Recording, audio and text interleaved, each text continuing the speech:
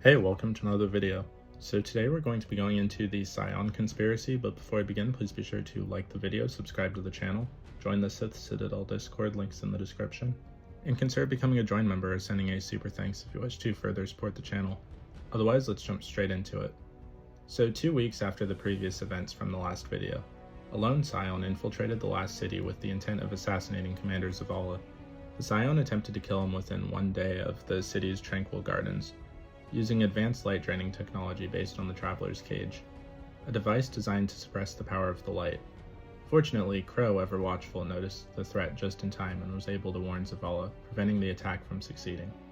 However, in his haste, Crow briefly revealed his face when he took off his mask, a mistake that did not go unnoticed. When Crow returned to the helm, Osiris, who was actually Savathun in disguise, confronted him. The tone of the meeting was tense, with Osiris visibly angry over Crow's lapse and discretion.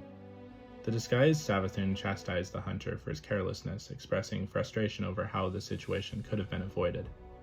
Fortunately for Crow, Zavala appeared to dismiss the event as a mere hallucination so that the commander didn't seem to suspect anything out of the ordinary. Despite this, Osiris insisted that Crow's failure could have grave consequences and questioned his judgment. Crow argued that he had to act, that Zavala was in real danger, but Osiris was not convinced. In response, Osiris downplayed the threat, asserting that it wasn't the first time an assassin had tried to infiltrate the city. He didn't see it as a significant crisis, arguing that Zavala could have handled the situation alone, and had likely been able to fight off the Scion without Crow's intervention. The two engaged in a heated exchange, with Osiris pointing out that Crow should have known better, especially given his past experiences working for the Spider in the underworld.